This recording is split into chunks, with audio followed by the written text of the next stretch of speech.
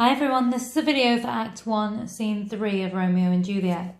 In the previous scene we saw a lot about how Lord Capulet loves his daughter, how he cares about his daughter, and now we're going to see another two characters who have a really important role to play in terms of parental love and guidance with regards to Juliet and the kind of resulting happenings and the things that take place due to a kind of absence of love and parental guidance or the way in which Romeo and Juliet are influenced by their parents.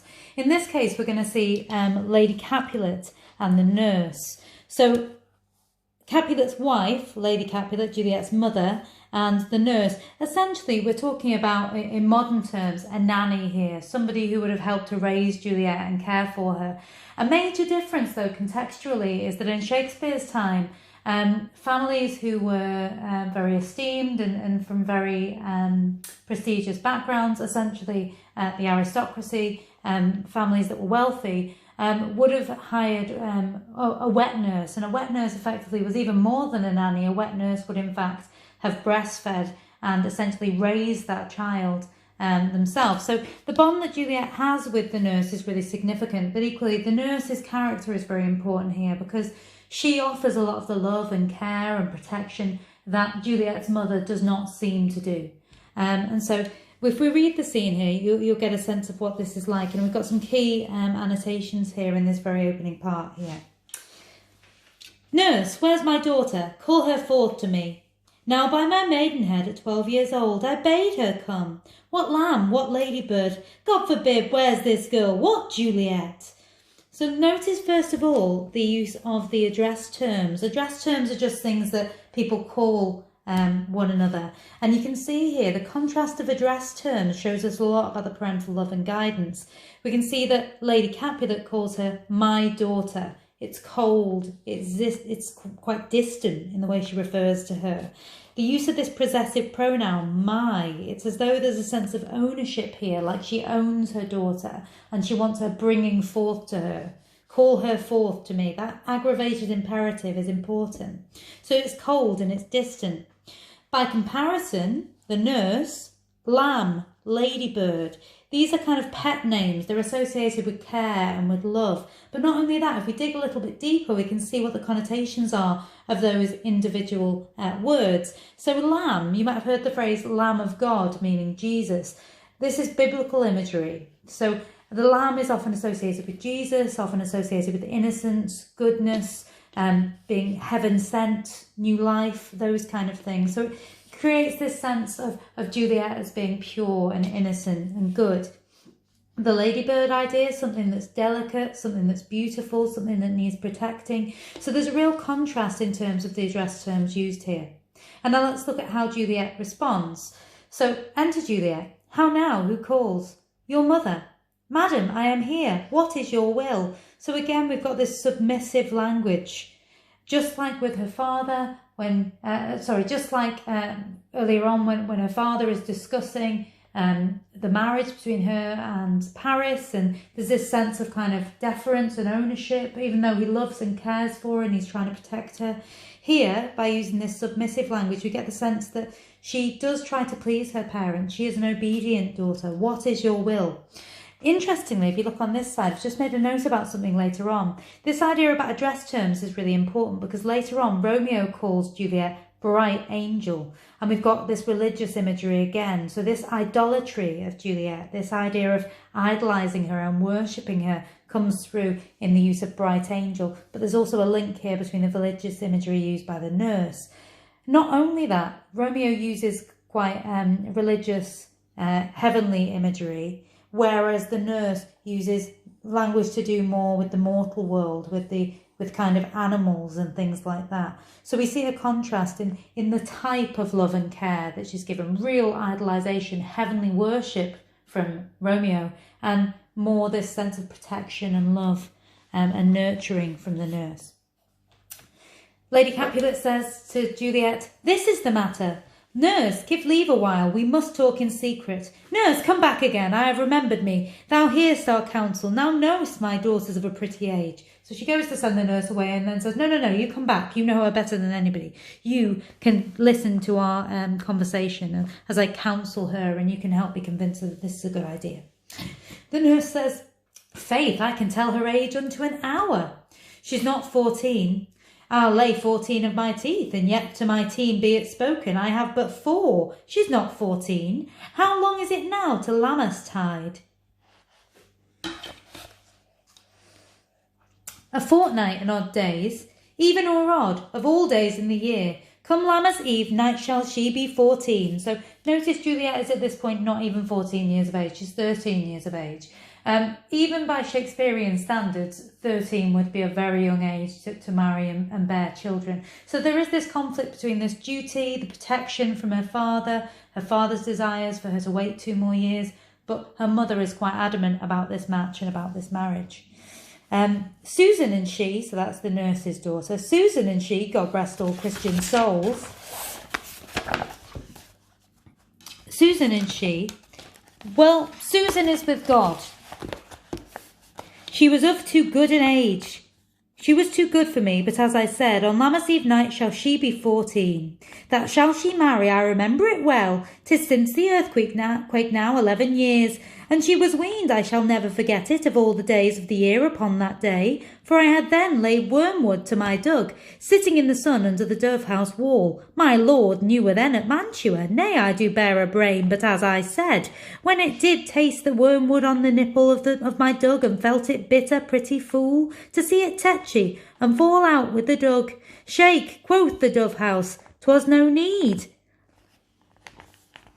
I trow, to bid me trudge, and since that time it is 11 years, for then she could stand high lone, nay, by the rood. She could have run and waddled all about, for even the day before she broke her brow, and then my husband, God be with his soul, I was a merry man, took up the child. Yea, quoth he, dost thou fall upon thy face? Thou wilt fall backwards when thou hast more wit, wilt thou not, Jule? And by my holidam that pretty wretch left crying, and said I, to see now how a jest shall come about, I warrant, and I shall live 1,000 years.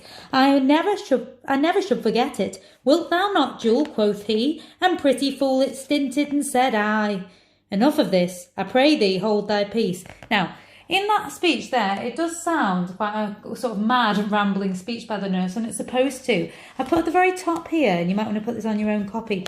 The nurse is a comic and unsophisticated character. She's intended to be kind of the light relief in this, the humour in the play. And another thing that you'll notice is the way that her speech actually comes across. So whereas a lot of the other characters speak in iambic pentameter, I know I spoke about this briefly when we did the prologue, I will upload a resource to the VLE which details iambic pentameter a little bit more, so you can do some extended reading. And that was also one of your challenges on the previous work that we set last week. But essentially, this would be enough to write in the exam. The nurse does not speak in iambic pentameter like the other characters do. Iambic pentameter is associated with status, sophistication, intelligence.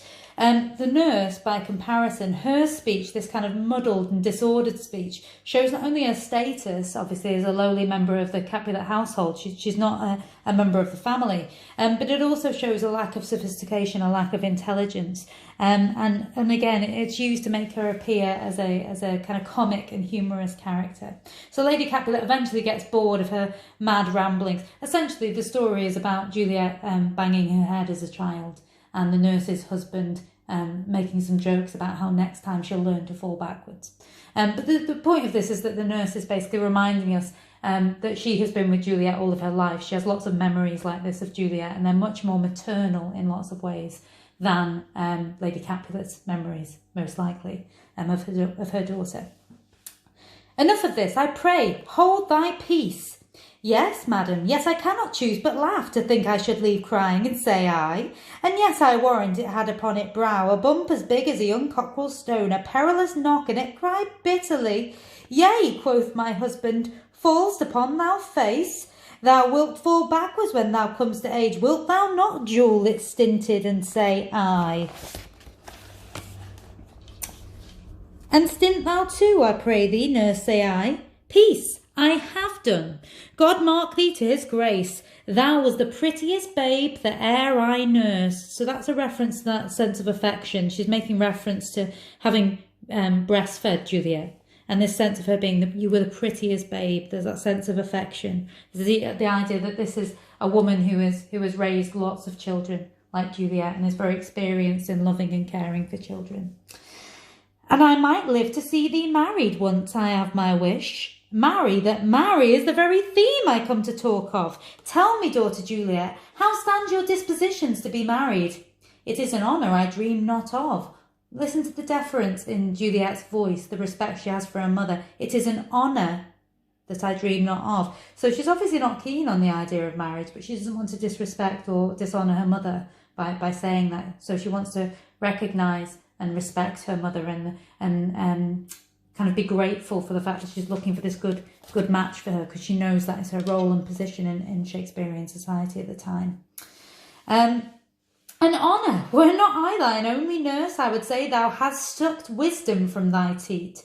So the nurse there is making a joke about the fact that Juliet has grown up to be so clever, and if she wasn't the only person to have breastfed her, she would have assumed that all of her wisdom and knowledge had come from her own breast milk.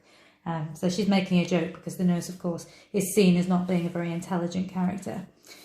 Well, think of marriage now. Younger than you here in Verona, ladies of esteem, are made already mothers. By my count, I was your mother much upon these years, that you are now a maid. Thus, in brief, the valiant Paris seeks you for his love. So Lady Capulet is reminding her of her duty and saying, well, I was your mother by your age or around this age. This will be your duty. This will be your responsibility. Your duty to marry and to bear children. A man, young lady, such a man as all the world. Why, he is a man of wax. Verona's summer hath not such a flower. Nay, he's a flower, in faith, a very flower. What say you? Can you love the gentleman? This night you shall behold him at our feast. Read over the volume of young Paris's face, and find delight writ there with beauty's pen. So you can see there in these three quotations that I've highlighted here, he's a man of wax. Read the volume of young Paris's face. So read the book of his face. Read his face like a beautiful book that tells the story of the beauty within. And find delight there writ with beauty's pen. So find happiness in that that's been written with beauty in his face.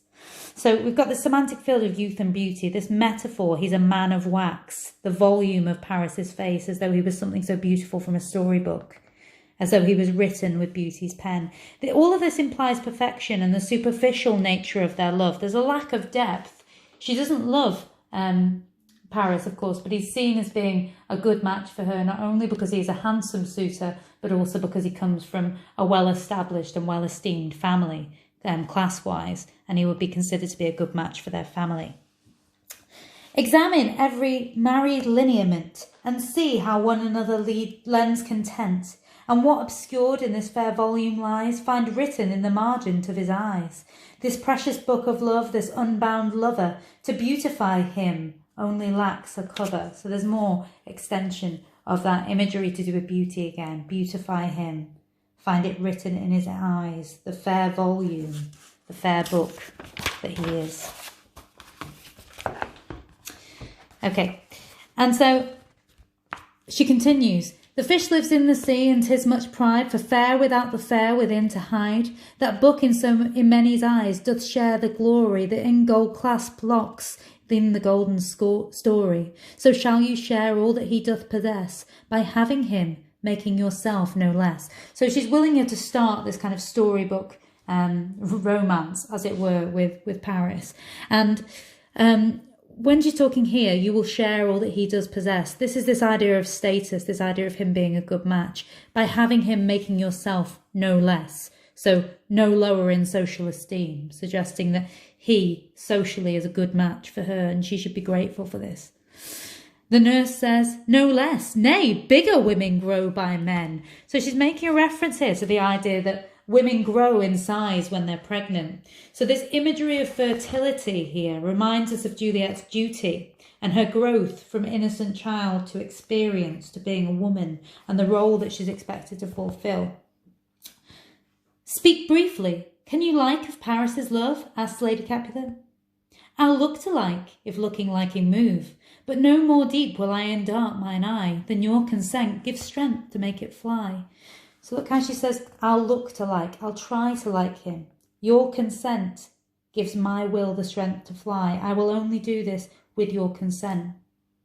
Well, she's essentially saying, because you are consenting to it, I know it's important that I obey. So this shows an obedience to her parents' wishes. Juliet is an obedient daughter. Enter the servingman, who announces that the party is about to begin. Madam, the guests are come, supper served up. You called, my young lady asked for, the nurse cursed in the pantry, and everything in extremity. I must hence to wait, I beseech you follow straight.